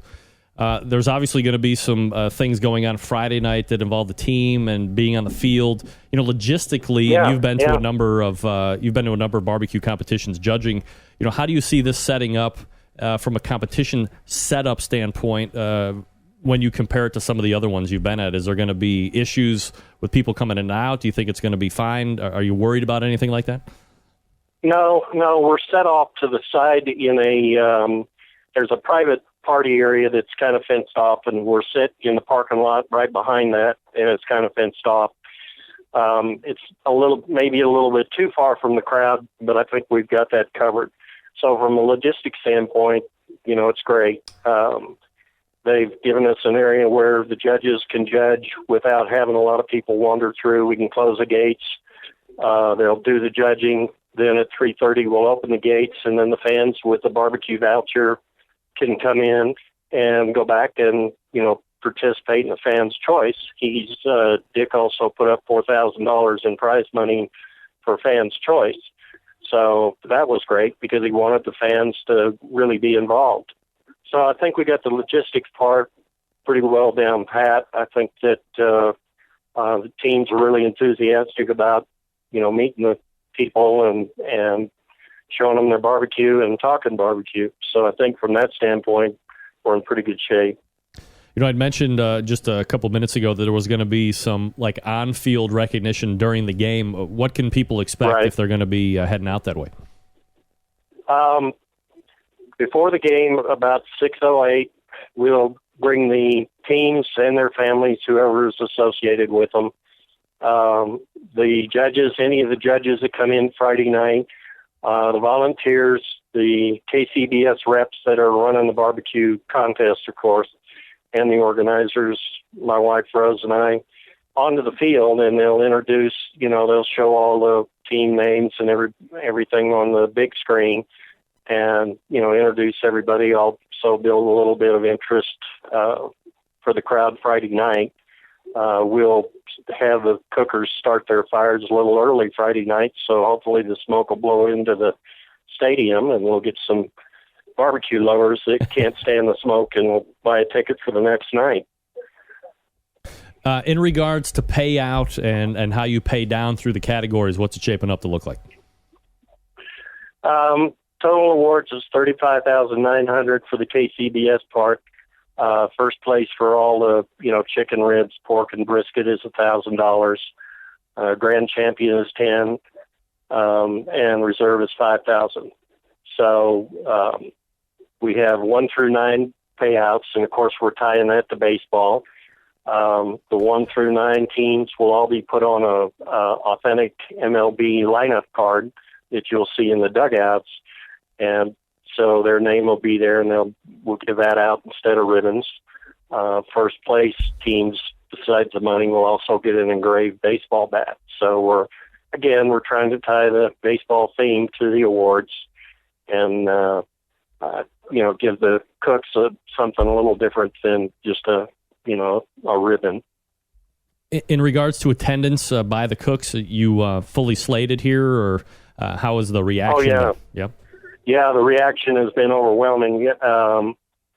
We invited the Rocky Mountain Cup GCs from 2013, a couple of the reserves, and then I just went 1 through 10 on the top KCBS teams from last year and invited those. And I think we get probably 2 to 3 emails or calls a week of teams that want to come. But we're, because the area is tight, we can only take 20. It took me probably 2 weeks to get all 20 teams. We've only had one fallout because of schedule conflict, and it took me about 20 minutes to fill that spot. So the teams have been very enthusiastic. I was a little surprised. It's not a points contest because it's an invitational, and a lot of the teams are, of course, chasing points, for KCBS. So that tells you something about our contest, that they still want to come. The prize money, coming on the field, being part of a baseball game, that kind of thing is raised their enthusiasm. And the Colorado Rockies, as an organization, are obviously hoping this is something that, A, goes wildly successful this year, but is something that they might be able to turn into something that happens year after year and is gaining momentum with each successive year as well. Right. It's took off slow with the fans. I don't know that we're going to get the fan participation for Fans' Choice that we want this year, but I think Dick I talked to him the other day, and he's, I said, Denver's kind of a second-year town as far as events go. I'd sure like to see us go, at least one more year, maybe two, and see what we could do. And I'd like to, invite a few more teams that have a little bit larger venue. And he said, do good this weekend, and we can do that. So, it's up to the teams, up to us to have a great contest. Get to raise the enthusiasm of the fans, feed them good barbecue, which won't be any problem. We've got some very, very good teams coming, and hopefully it will take off. As you look down the list of teams, who's obviously going to be in there. Do you, unsolicited, do you have, with no dog in the fight, do you have a team that you think is going to fare particularly well? Because I think, look, in a lot of places you have to take into account, is it going to be windy? Is there going to be rain? How hot is it going to be? Something else you have to take into account when you're in Colorado is the fact that, you're pretty high up in the freaking air. So there's a whole thin air type of a situation. Do you think teams are actively taking that into account as how their pits are going to be burning?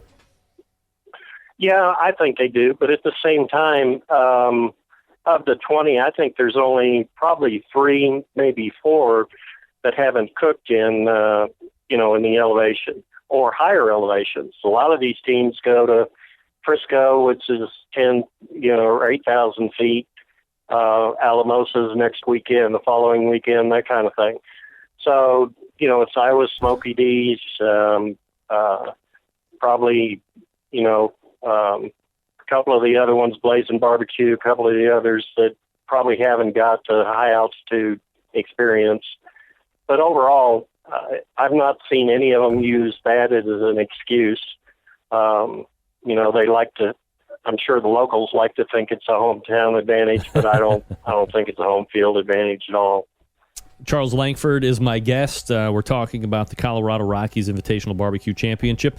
If you're going to be in the area, July 25th and 26th at Coors Field, buy a ticket for the game. You can see the teams being announced on the field Friday night, and it's going to be a lot of fun. Obviously, the public's or the people's choice as well. Charles, really appreciate the time tonight, and good luck to you, and hopefully we can get a recap. All right, we will. All right. Thanks for calling. You got it. There he is, Charles Lankford. Right. This has nothing to do with anything except for the fact that his name is Lankford. But when I was growing up back in the day, the urban station in Cleveland, well, it's still the urban station in Cleveland, 93.1. There was a guy by the name of Charles Lankford, the man Stevens. Shout out, Lankford. Where are you, man? I'm Charles, the man, Lankford, the man Stevens. And he had velvet tones, man, velvet tones. So when I saw Charles Lankford's name, I was immediately thought of Lankford, the man Stevens, because he's the man. All right, if you're going to be out in the Colorado area, check it out. Sounds like it's going to be fun. Obviously, the first baseball team, Major League Baseball team, that I know that has a active interest in seeing a Invitational Barbecue Championship come together. So that's fun. Support it. Check it out if you're going to be around there. Buy a ticket to a Rockies game. Take in a Major League Baseball game. That's fun. Major League Baseball games are fun. I don't know if you've ever been. You might want to check it out. We're back with cheese or font after this. I'm going to talk to you quickly about the longest-running sponsor of the show from Warminster, Pennsylvania, the BBQ Guru. Gang, if you have been thinking about automatic pit temperature control devices for your cookers, then stop here. This is the company that started it all. They are the creators of this technology. Why would you buy from any other company? I don't know. If you're not familiar with how these little beauties work, I don't get into the minutia, but imagine a product that allows you to set your pit temperature, and once set, keeps it running at that set temperature all the way through the cook. Sounds too good to be true. It's not. This is real life. You can take advantage of this technology today. Now, maybe you are a busy working professional like me, like a number of other people we've had here on this show, like BBQ, or perhaps you are constantly on the run with kids doing errands, and quite frankly, you just don't have the time to sit around, tend those pit temperatures. I get it. BBQ Guru allows you to throw on a pork butt, a brisket, a couple slabs of ribs. You're off to do whatever it is you need to get done, and the BBQ Guru maintains the temperature you set it at. Currently, a number of different models to choose from. Two of the most popular right now, if you are somebody that's looking to get meat internal temperatures, multiple cookers, all that good stuff. The CyberQ Wi-Fi sweeping the nation for the last year plus. And now the newly revamped PartyQ, $149 for most cookers. The PartyQ, easiest point of entry for pit temperature control devices. Self-contained package that runs on AA batteries. It can go from cooker to cooker to cooker. It's great. You only have to get that additional hookup for the ceramic style cooker, maybe $10 more, so you're $159. You're kidding me. The PartyQ, we talked about it with Bob Trudnak a couple weeks ago. If you are in the market for a cooker, look no further than the Onyx Oven. It's been winning on competition circuits as well as in the backyards all over the country, fully insulated, holds a ton of meat, accommodates half and full pans for food service, and works seamlessly with any of the BBQ Guru pit temperature control devices. Do yourself and me-self a favor. Head on over to thebbqguru.com. Check out their products. If you have any questions about what to order, call them directly.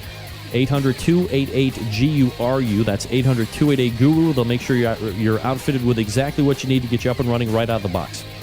800-288-GURU. thebbqguru.com. We're back with cheese or font right after this. Stick around. We'll be right back.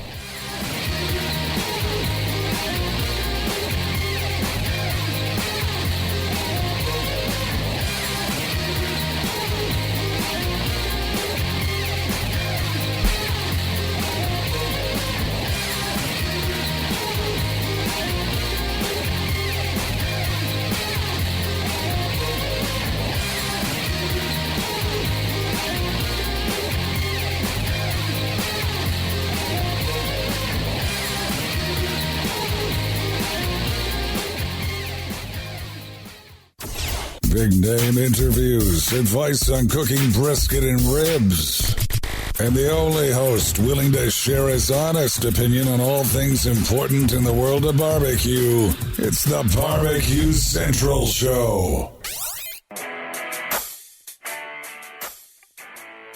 Let's try this again. All right, welcome back. Thanks again to Charles Lankford for joining me, talking about the Colorado Rockies Invitational Barbecue Championship, July 25th, 26th. What? What are you laughing at? What are you doing? Yeah. Why is that funny? I wish I had another camera so you could...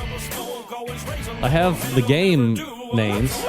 I can't read it. What are you worried about? What do you think I'm going to do? I don't know. Completely ridiculous. All right, folks, if you want to take part in the game tonight, cheese or font, all you have to do is call in 216-220-0966. You could win one bottle of pork juice and a bottle of the new, not released yet, beef juice. The beef juice will be released on the Sweet Smoke Q website July 31st. All you have to do is... Yeah, that's right. 216-220-0966. And let me find my music for the show so we can get going. Tracks. Oh, where is... Oh, there he is. All right. So you call in, and here's what's going to happen. I'm going to ask you some questions. I'm going to say a name. And you're going to tell me if it's a cheese or if it's a font. If you get 2 out of 3 right,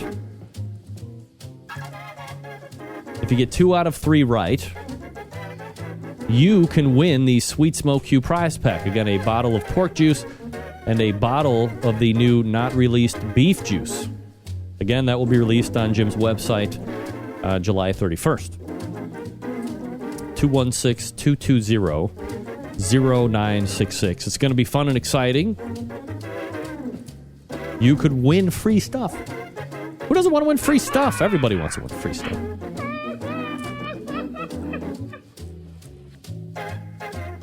We have done other games here on the show, like athlete or porn stuff. What the hell is going on over here? Did everybody hear that? Something heavy just dropped in the background. Kids are laughing. Get away. Doing a damn show. Again, 216-220-0966. I'm going to get on Twitter and put the number up. Then you're going to be sorry. I'm going to do it right now. Here we go. 220-0966. Free stuff. I bet we get something there.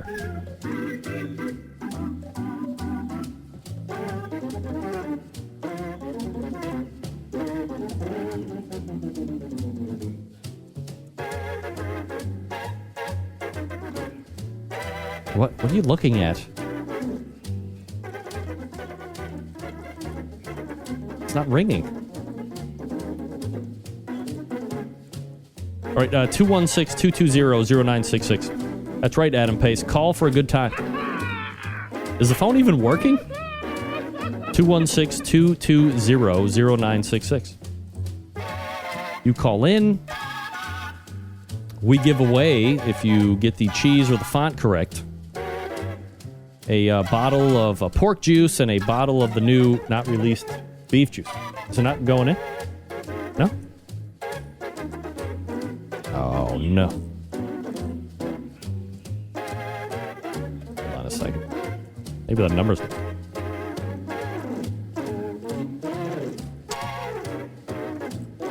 Oh, what the hell is that?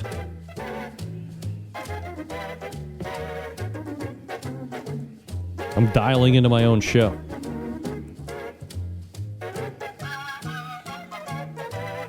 Jim, it might not be you. It could be the phone connection for some reason. Why isn't it ringing through? Hold on a damn minute. Notifications. Advanced. Use Skype to call the link web. Calls. Anyone. Joe call controls when Skype is in the background. What the hell is that?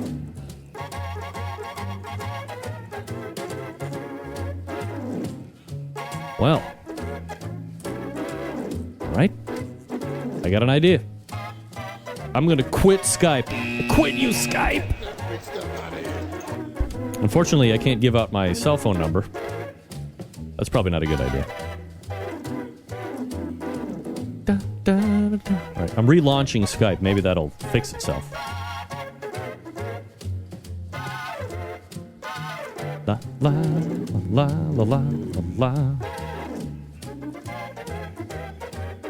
Just give me 1 second here. We're just relaunching. In the meantime, listen to Little Milt Buckner, ladies and gentlemen. The bird's nest. Robin's nest.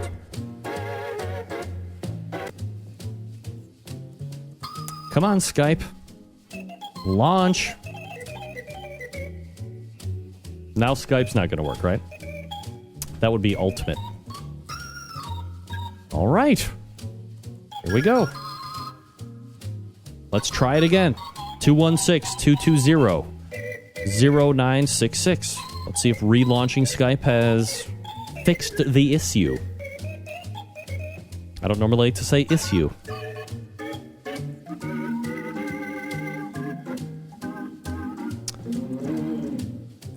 All right, I'll test it myself.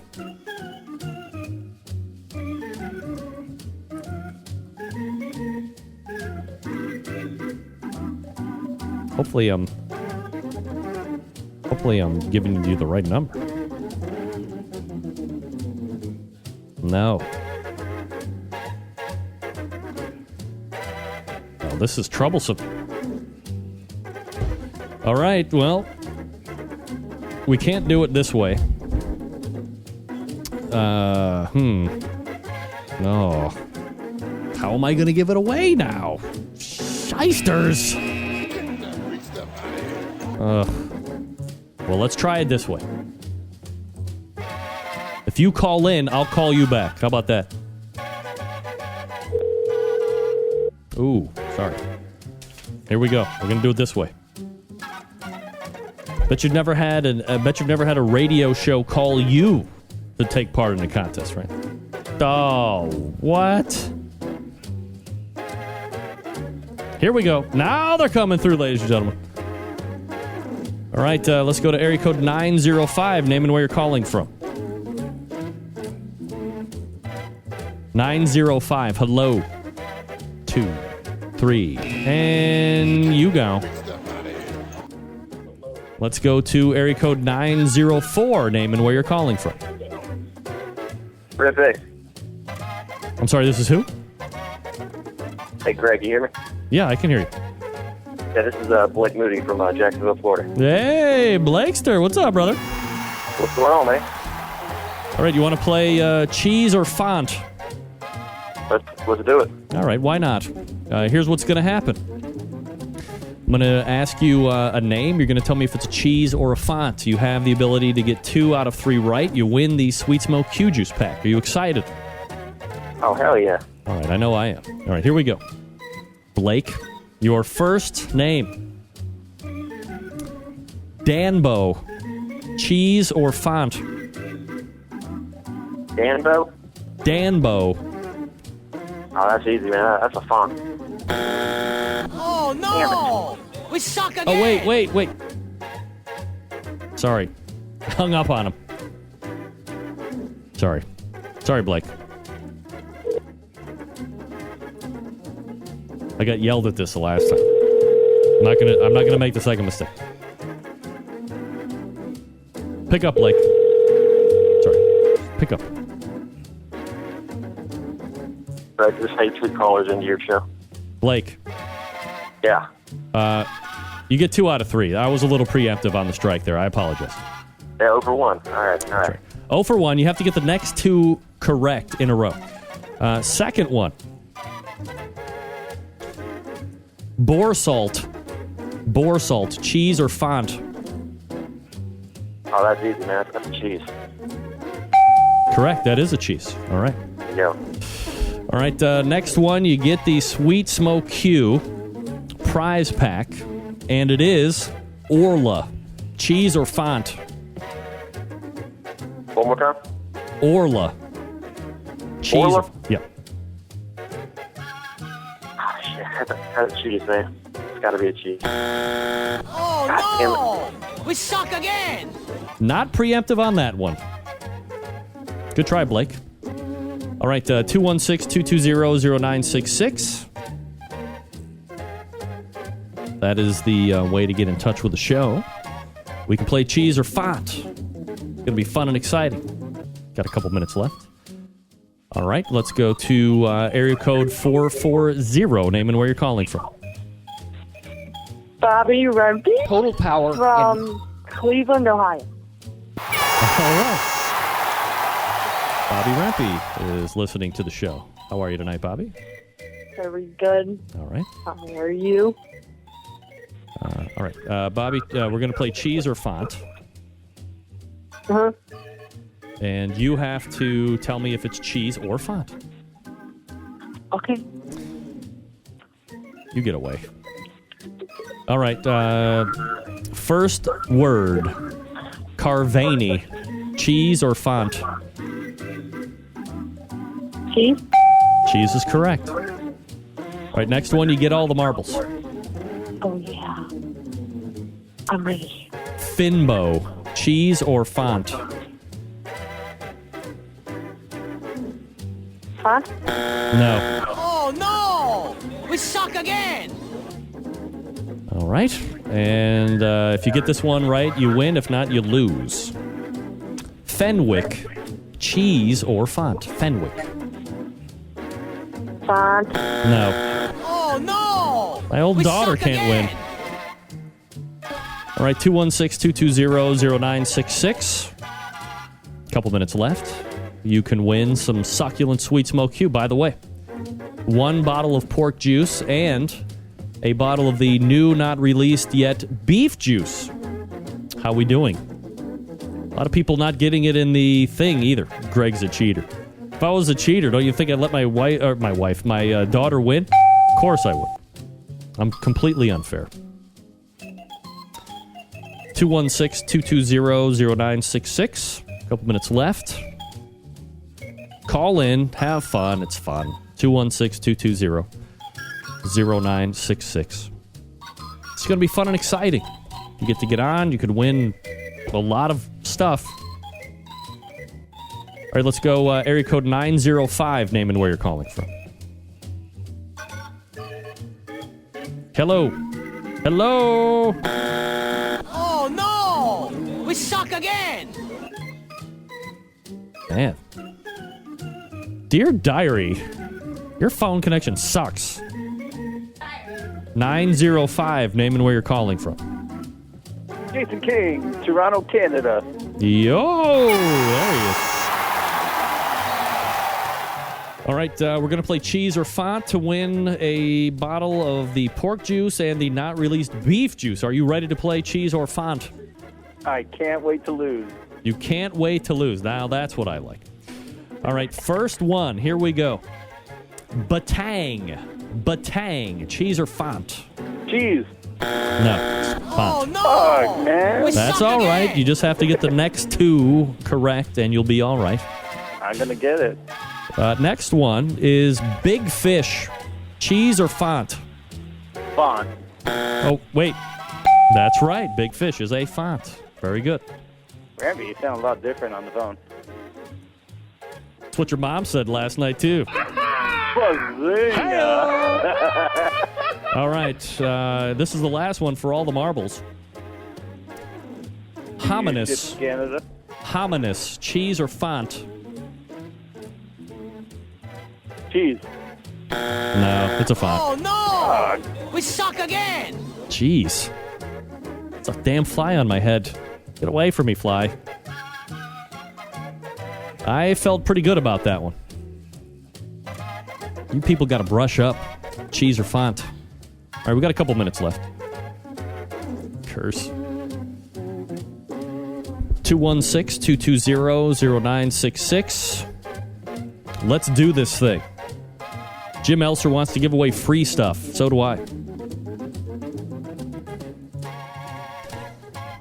Cheese or font is the name of the game.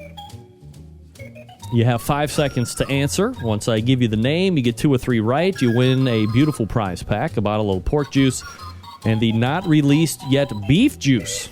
And the beef juice will be released on the Sweet Smoke Q website July 31st.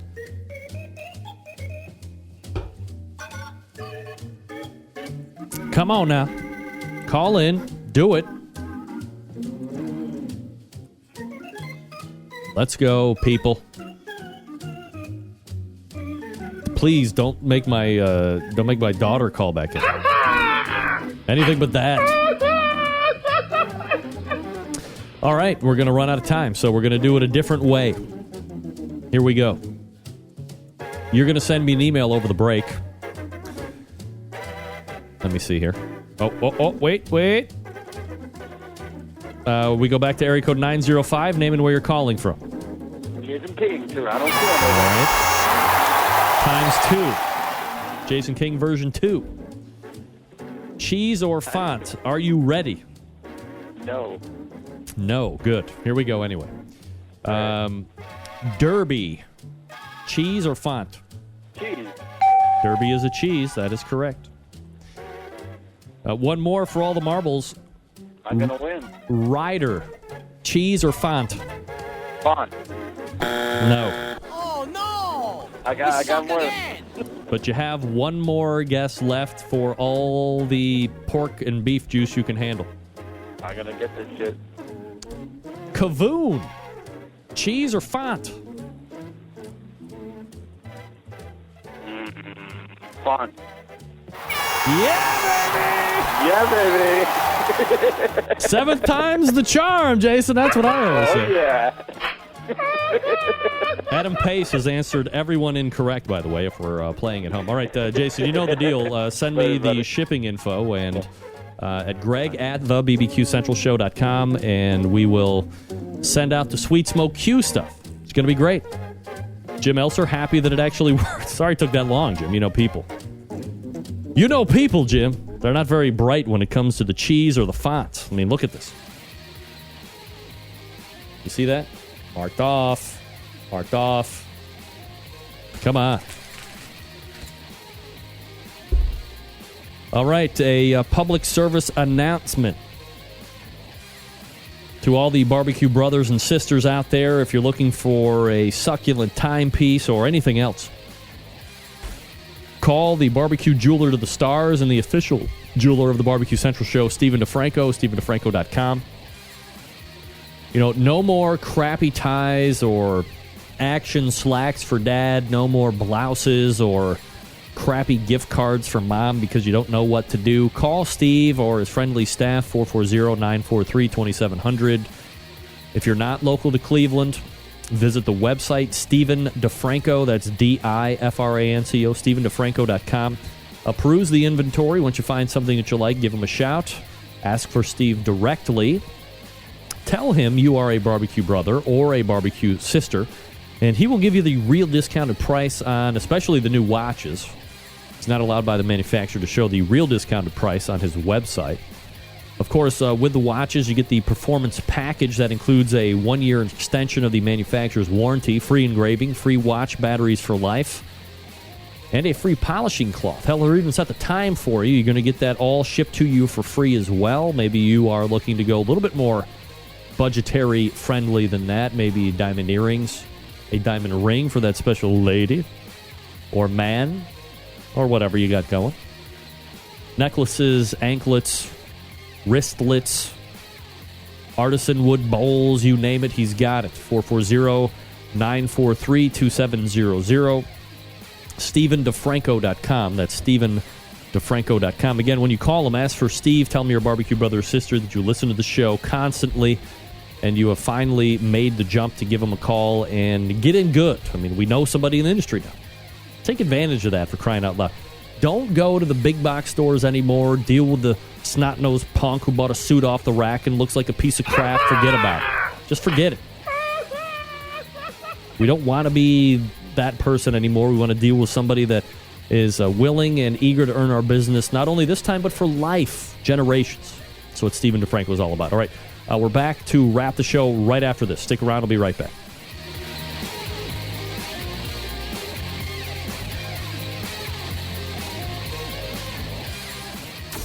Get in the smoke. Call 877-448-0433 to get on the air.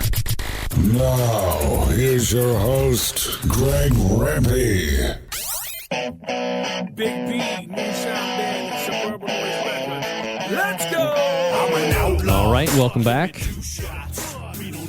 Congratulations again to Jason King for winning the Sweet Smoke Q prize pack. SweetSmokeQ.com, a bottle of pork juice and a bottle of the not yet released beef juice.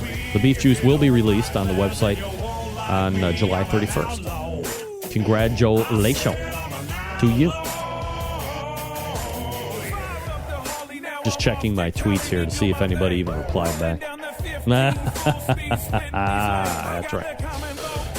All right, let's go ahead and wrap this one up, folks. All the way back in the first hour, we talked to Mike McCloud about the World Food Championships TV show, some background on KCBS stuff, Nashville being a country music hotbed still, maybe.